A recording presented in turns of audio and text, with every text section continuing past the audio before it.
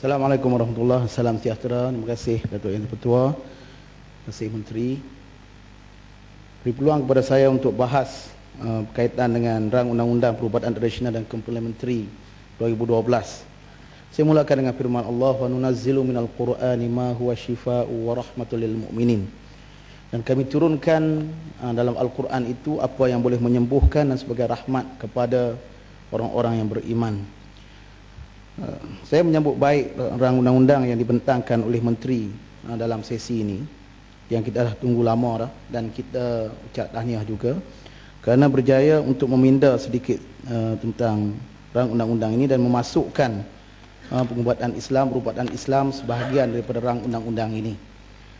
Jadi Datuk Yang Dipertua, saya ada beberapa perkara yang nak sebutkan kaitan dengan rang undang-undang ini, iaitu saya rasa kita sedang bergerak, negara kita sedang bergerak kepada suatu era yang lebih baik apabila kita cuba mengharmonikan di antara perubatan yang berbentuk alopati dan juga perubatan yang berbentuk komplementari dan juga tradisional ini, yang kita dah dengar ramai kawan-kawan kita bahas berkaitan dengan perubatan Melayu, India, Cina. Dan saya juga ucap tahniah kepada pihak kementerian kerana dah 8 badan diiktiraf oleh Kementerian Kesihatan. Masuklah perubatan Islam, Ilmu-Pati, produk tradisional Melayu, kemudian Ekupanca dan sebagainya. Ada 8 saya tengoklah, India, perubatan India. Jadi saya rasa dalam rang undang-undang ini kita nak lebar luaskan lagi berkaitan dengan penyertaan perubatan, sistem perubatan dalam negara kita. Jadi saya percaya Islam melihat perubatan inilah satu fardu kifayah. Imam Ghazali menyebut perubatan ini adalah merupakan satu ilmu fardu kifayah. Kita wajib ada berkaitan dengan perubatan. Dan ada perubatan yang sudah berkembang begitu lama, berkurun-kurun. Perubatan Islam ini sejak pada zaman Nabi Muhammad, yang mana kita lihat asas kepada rawatan Islam ini doa, air, kemudian beberapa termasuklah madu. 3 perkara ni saja sejak pada zaman Nabi dulu. Dan kita lihat kalau kita lihat masalah penyakit yang berlaku dalam negara kita ni tidak terbahagi kepada 2 ataupun 3. Yang pertama kaitan dengan penyakit fizikal yang memang dikendalikan oleh hospital dan sebagainya. Ada juga berkaitan dengan penyakit rohani, penyakit yang berkaitan dengan akhlak buruk dan sebagainya. Yang ini juga satu isu yang perlu diambil kira oleh pihak kementerian. Ya, sahabat saya. Terima kasih Datuk Yang Dipertua, terima kasih Yang Hormat. Jadi ada antara perubatan Islam lah yang diwawarkan, atau yang kalau kita tengok dalam hadis pun ada disebut bahawa antara sebaik-baik perbuatan bagi kamu ialah berbekam. Ini hadis riwayat Ahmad. Jadi minta pandangan daripada Yang Berhormat maksud ni, dan apakah R&D yang kita boleh buat dari si berbekam. Ya, memang saya terima kasih kepada sahabat saya daripada LIPI saya. Bekam ni pun salah satu daripada kaedah perubatan komplementari, dan ada dah gabungan-gabungan bekam ni pun. Dah ada Persatuan Bekam Islam, perubatan dia panggil Hijamah, tak silap saya, Persatuan Al-Hijamah Malaysia dan sebagainya.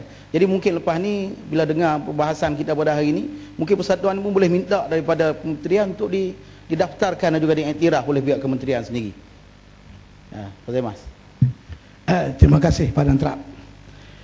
Saya mencelah sebab saya tak ada peluang untuk mengambil bahagian untuk membahas rang undang-undang ini. Saya nak tanya Yang Berhormat, kalau bolehlah, mengenai dengan pengertian perubatan tradisional ini, maksud dia. Sebab waktu saya mendengar perbahasan semalam hari ini, macam-macam timbul. Tetapi pokok pangkalnya, yang pentingnya ialah penyalahgunaan kerana komersial. Ini isu yang ada di hadapan kita sekarang ni, yang harus ditangani oleh pihak kementerian. Sebab contohnya macam perubatan Islam, memang kita tahu ada kaedah dan kebaikannya, tetapi masalahnya ianya dikomersialkan sehingga disalahgunakan.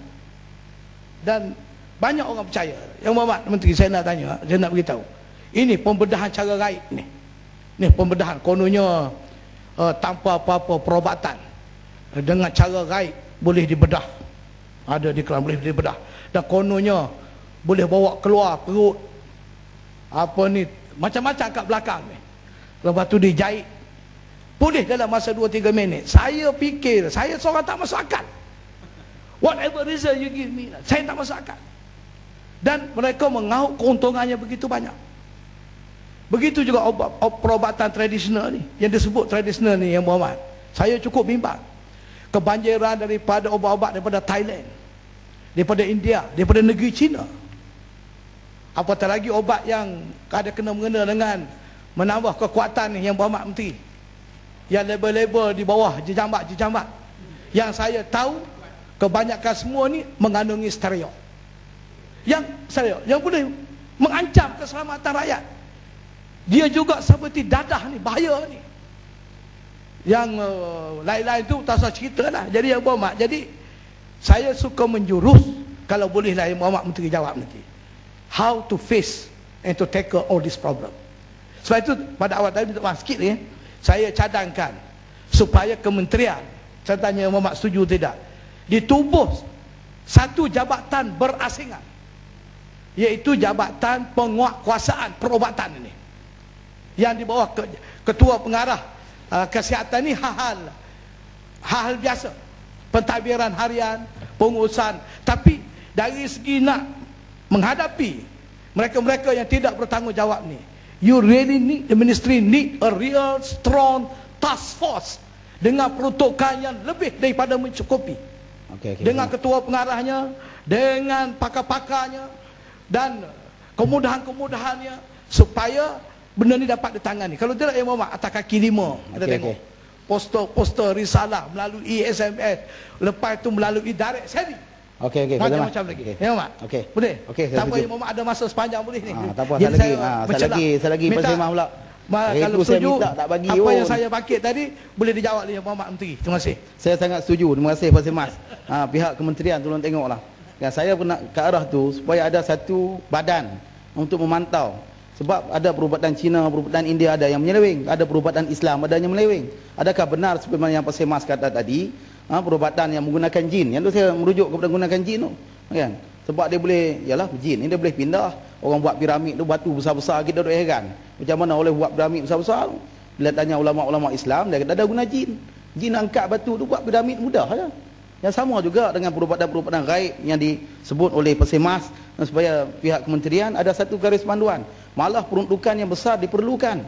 Perlu kepada ketua pengarah, perlu kepada satu badan yang boleh mengendalikan dana yang besar untuk melihat kepada kita panggil semua jenis-jenis perubatan tadi. Tadi di Pasir Mas sebut tentang tradisional tadi. Dia melibatkan penggunaan haiwan, tumbuhan. Yang itulah ubat-ubat yang ambil bahan-bahan ni. Kalau saya tengok pada takrif yang saya baca lah, dia ambil daripada haiwan, tumbuhan, perkara benda lain yang luar daripada perubatan moden yang ada pada hari ini. Yang ni yang tradisional. Jadi Datuk Yang Pertua, saya nak lanjutkan sikit. Kalau kita tengoklah asas perubatan Islam ini, dia ada kita ambil ayat-ayat pada Al-Quran, ada pada sunnah, hadis, doa-doa, dan juga benda-benda yang tidak tergolong dalam syirik. Yang ni yang saya belajar di Darul Syifa dululah. Ketika saya, dan Darul Syifa pun diiktiraf oleh kementerian. Saya sempat belajar setahun dengan Dahrundin, dan saya pun dapat ijazah. Dan saya tengok sistem yang dibuat oleh Darul Syifa ni cukup baik. Dia mula dengan kita mengenal tentang ilmu perubatan Islam, kemudian kita cara-cara ataupun etika pengamal perawat Islam, bagaimana hubungan etika di antara doktor dengan perawat dengan pesakit. Tak sebut doktor, disebut perawat dengan pesakit, pesakit dengan perawat. Kemudian kita mengenal pula tumbuh-tumbuhan yang boleh digunakan ataupun yang diambil daripada tradisi perubatan Melayu yang boleh digunakan. Sebab memang dalam Quran boleh disebut kita panggil waja'ala lakum ma fil ardi jami'a. Kami jadikan kepada kamu, dan dijadikan kepada kamu semua atas muka bumi itu untuk kamu semua. Dia ambil daripada ayat yang umum ini, memang ada yang dibuat dalam bentuk makanan, haiwan untuk perubatan dan sebagainya. Jadi memang boleh digunakan. Ada khasiat-khasiat tertentu yang kita boleh ambil daripada pokok-pokok herba yang digunakan oleh sinsir kita, oleh perubatan India dan sebagainya. Jadi yang ni perlu, saya rasa perlu tadi yang disebut oleh Pasir Mas. Jadi perlu kepada satu badan untuk memantau benarkah digunakan ayat Quran sungguh, ataupun ada benda-benda lain diambil kesempatan digunakan, dikenakan charge yang tinggi dan sebagainya. Kan? Jadi saya rasa perlu kepada pihak kementerian untuk melihat perkara ini dengan mendalam. Memang ada ayat Quran, saya pun sebelum ni bila saya belajar, memang ada yang patah, tak perlu pergi ke hospital yang kena balut apa semua simen dan sebagainya. Kalau patah hanya dengan ayat Quran, keyakinan si perawat memegang tangan yang patah tadi. Qala may yuhyil izama wa hiya ramim qul yuhyiha allazi ansha'aha awwala marrah wa huwa bikulli khalqin alim. Ini ayat dalam Quran, dalam surah Yasin. Kata siapa yang boleh menghidupkan apa nama tulang-tulang yang sudah pun hancur lebur, maka katakanlah wahai Muhammad, Allah kata yang menghidupkan tulang-tulang ini ialah orang yang menghidupkan kali yang pertama dulu. Jadi ayat ini digunakan oleh perawat-perawat Islam, dan alhamdulillah tanpa memerlukan pergi ke doktor. Dan dalam seminggu 2 minggu dia boleh selesai, dan memang guna ayat Quran betul tanpa menggunakan minyak daripada tulang-tulang dan sebagainya. Dengan ayat Quran dan juga air. Asas rawatan Islam yang saya sebut tadi, air, doa, ayat Quran, itu saja. Air pula dah dikategorikan. Bila saya belajar di Darul Syifa, air dikategorikan. Air yang terbaik, air Zam-Zam. Air yang kedua terbaik, air yang berada di kolah-kolah masjid yang digunakan, yang mungkin terdedah kepada azan, iqamat, ayat-ayat Quran dan sebagainya. Jadi kita perlukan kepada satu badan, mungkin mufti-mufti boleh dibawa masuk sekali dalam badan ini untuk melihat supaya tidak menyeleweng daripada sistem perubatan Islam yang disebutkan tadi. Boleh sikit lagi? Sikit lagi nak tanya penting. Memang saya bersetuju dalam Al-Quran macam-macam ayat memang yang boleh membantu dari segi yang sebut, saya cukup setuju. Tetapi dalam pada masa yang sama itu kita menyerah kepada Allah Ta'ala, minta mohon tentang keberkatan Allah. Tetapi kaedah, dia ada kaedah juga, kita kena berusaha. Kena berusaha, sebab saya tengok ada yang kalau takat cabut gigi tu okey lah, ada obat kebal letak, boleh cabut gigi, tak payah hospital. Tapi kalau adalah hal-hal lain macam sakit jantung, saya dah jumpa Ibu Mak Senap berkata, ni serius ni. Saya jumpa ramai kawan-kawan, dia kata saya sakit jantung. Saya kata dah berobat dah, pergi jumpa doktor dah buat bypass dah. Dia tetap, saya ada jumpa bomo 2 bulan sebelum gading mati kebetulan. Ramai macam ni. Sebab tu ada perubatan ini yang sekarang ni dunia saintifik ini pun berbeza Allah Ta'ala juga. Allah Ta'ala suruh kita berusaha. Sama juga macam saya setuju masuk dengan air apa ni, air japi, kita baca ayat Quran, air Zam-Zam, makan buah kurma, batu saudah, betul, saya setuju. Tetapi pada masa yang sama ada juga di kalangan yang menyeleweng. Waktu peperiksaan UPSR, anak nak periksa, pergi jumpa ambil air jampi. Kebetulan yang dapat 5A tu, kawan ni dia heboh lah. Tengok sebab minum air jampi aku. Yang pergi dengan dia juga tak dapat 2A pun, dia tak cerita. Dia cerita yang dapat 5A dah. Ini yang saya nak maksudkan, penyelewengan ini cukup tidak baik kepada apatah lagi pada agama. Dia macam mana yang Muhammad ni? Terima kasih Pasir Mas. Saya setuju tu. Kan? Sebab tu bila kita belajar di Darul Syifa, ditekankan secara jelas, kita setiap orang yang kena sakit ni dia ikhtiar. Dia mungkin jumpa dengan 100 doktor, atau jumpa dengan 100 perawat Islam. Dia jumpa yang pertama dah habis sikit dah, kurang sikit dah sakit tu, kurang sikit. Yang ke-99 dah kurang tinggal sikit lagi. Dia jumpa yang terakhir hilang semua, maksudnya sembuh sakit tu. Yang nombor 100 yang dapat, maksudnya hospital juga contohnya kan. Yang 100. Jadi bila orang sakit, dia akan ikhtiar. Kalau dia pergi kepada perubatan moden pun, kan, perubatan moden pun, kamu letaklah berapa banyak pun harga terhadap ubat yang diletakkan oleh klinik, dia akan beli. Sebab dia percaya, yang ni boleh sembuh, kan? Kalau dia pergi kepada pemuk, samalah. Bila kita ni sakit, jiwa kita lemah. Bila kita jiwa kita lemah, maka kita akan buat apa saja walaupun perkara tu boleh keluar daripada syariat Islam, kan? Samalah juga dalam kes air tadi, minta air daripada mungkin kadang-kadang tok guru, kan, kadang-kadang daripada orang-orang alim. Ya memang ada dalam tradisi perubatan Islam. Cuma bukanlah kita kata sebab air tadi. Yang ni kita kena faham supaya mungkin keluar selepas ni badan, kata yang ni sebahagian daripada ikhtiar. Sebab tu kita tidak kata perawat-perawat ni sebagai, kita panggil orang yang boleh menyembuhkan. Dan dalam akidah Islam sendiri, kalau dia boleh merawat, kita tidak bergantung kepada rawatan itu saja. Dia boleh menyembuhkan kita, tak boleh. Yang menyembuhkan Allah, yang menyembuhkan Tuhan. kita hanya ikhtiar. Sebab tu dalam Islam, tradisi kita sebut sebagai perawat. Sebagai tabib, sebut tabib. Tabib itulah bahasa Arab. Tabib ni maksudnya perawat. Yang ni kita kadang-kadang orang duk beza. Bila pergi kat doktor mesti sembuh. Bila pergi dekat perawat Islam mesti sembuh. Ia sebahagian daripada ikhtiar. Kadang-kadang cepat kesembuhannya. Tapi kalau kita tidak usaha, sampai 99 saja orang yang kita pergi, yang 100 tak pergi, mati macam disebut oleh Persimas tadi. Jadi kita kena ada satu definisi yang jelas. Perlu ada badan, melibatkan mufti dan sebagainya. Kalau melibatkan perubatan Islam, kalau melibatkan perubatan India, perubatan Cina, biar ada satu badan yang dianggotai oleh pakar-pakar dalam bidang masing-masing, supaya tidak terkeluar daripada menggunakan benda-benda yang dilarang, yang haram dan sebagainya. Sebab dalam Islam ni, orang Islam dilarang untuk berubat kita pasal guna arak, untuk berubat kita daripada guna daging khinzir. Tak boleh. Yang babi daging khinzir lah, sama lah kan. Orang Kelantan dia panggil babi, orang Kedah dia panggil khinzir, dia panggil juga. Jadi yang ni tak boleh, pihak kementerian kena tengok. Jadi saya rasa ni satu undang-undang yang akan mengharmonikan kita panggil pengamalan perubatan dalam negara kita. Sebab saya ambil kesempatan untuk sebut di sini, ada perubatan moden yang boleh sembuhkan penyakit-penyakit fizikal yang berkaitan dengan patah, mungkin jantung dan sebagainya. Malah kalau Dr. Harun sendiri dia sebut, dia sendiri pergi, ya, bukan sekadar guna doa dan mungkin dia panggil selawat syifa tu, kan, selawat Allahumma salli ala sayyidina Muhammad tibbil qulubi wa dawaiha wa afatil abdan wa shifaiha wa nuril absar wa dhiyaiha wa ala alihi wa sahbihi barik wasallam. Itu adalah kita panggil selawat syifa, selawat untuk doa, untuk rawatan kita fizikal baik, melibatkan rohani baik, melibatkan hati baik. Tapi pada masa yang sama dia sendiri pergi ke luar negara, pergi sendiri ke isu jantung negara. Jadi ini satu contoh yang boleh dilihat. Kan, guru saya sebutlah kredit kepada guru saya pasal mengaji situ. Jadi tuan-tuan dan hadirin sekalian, saya ingat itu yang tua. Bila kita sebut tentang perubatan moden ini, ada benda santau, sihir. Betul simptom-simptom yang disebut oleh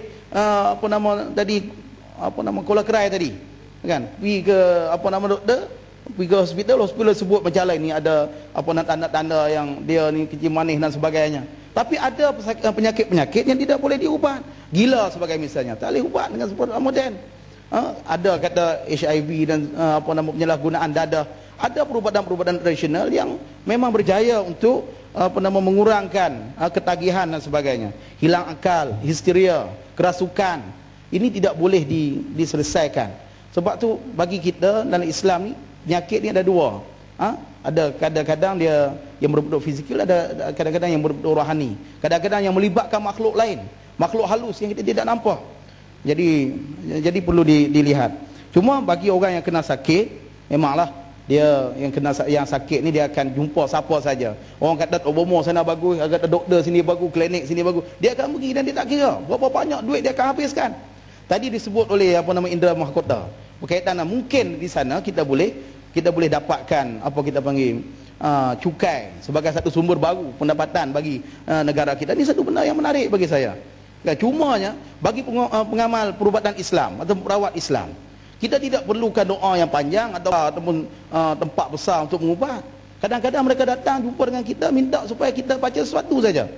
Dalam Quran ada 6 tempat ataupun 6 ayat yang berkaitan dengan ayat-ayat penyembuhan ini. Kalau saya boleh bacakan sebagai rekod dalam parlimen pada hari ini, iaitu ayat kalau kita lihat dalam surah Yunus 57, surah An-Nahl 69, Al-Isra 82, Asy-Syu'ara 80, Fussilat 44, surah Taubah ayat 14.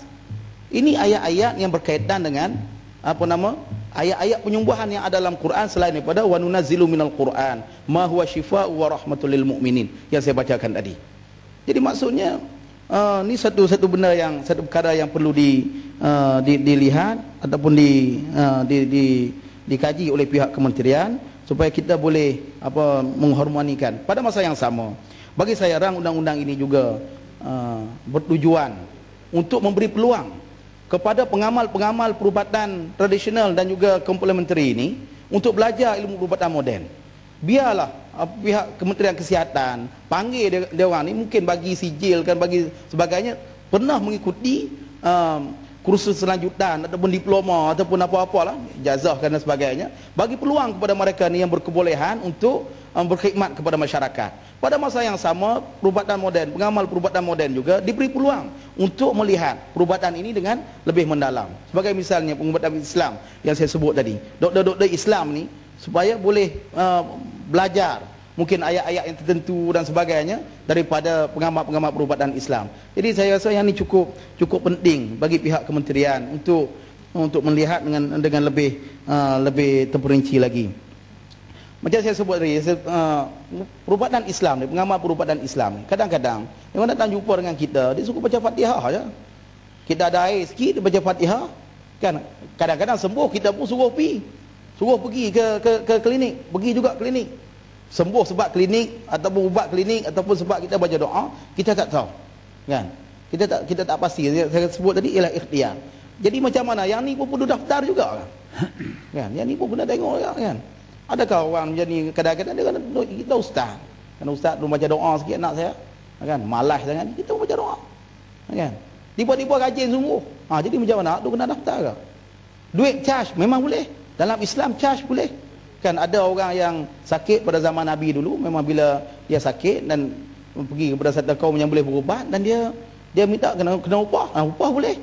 Kan cuma bagaimana kita pihak kerajaan boleh memantau supaya tadi mungkin ada yang ambil kesempatan gunakan ruang ini charge yang dahsyat tapi gunakan bahan-bahan yang terlarang dan sebagainya, yang tu di bawah saya rasa di bawah bidang kuasa kementerian lah lepas daripada ini.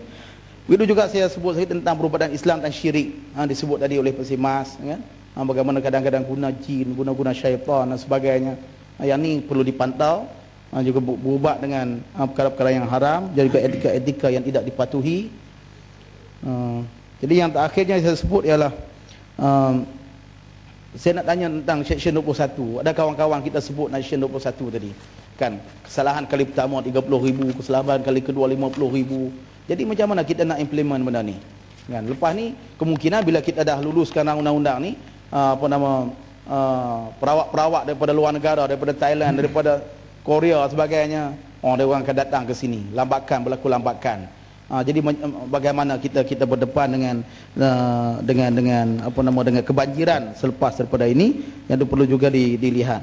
Jadi saya anggap orang undang-undang ini satu langkah proaktif oleh pihak kementerian untuk menjadikan negara kita sebagai satu negara yang liberal dalam urusan pengamalan perubatan ini, baik moden, baik yang tradisional dan sebagainya. Semuanya bagi saya lengkap melengkapi. Tak perlulah tadi disebut oleh pengamat-pengamat perubatan tadi, Dr. Hatta Kuala Kerai tadi menyebut bahawa ada juga yang kutuk kawan ni. Saya rasa tak perlu, dan pihak kementerian lah, kerajaan lah bertanggungjawab untuk mengharmonikan apa yang berlaku dalam negara kita.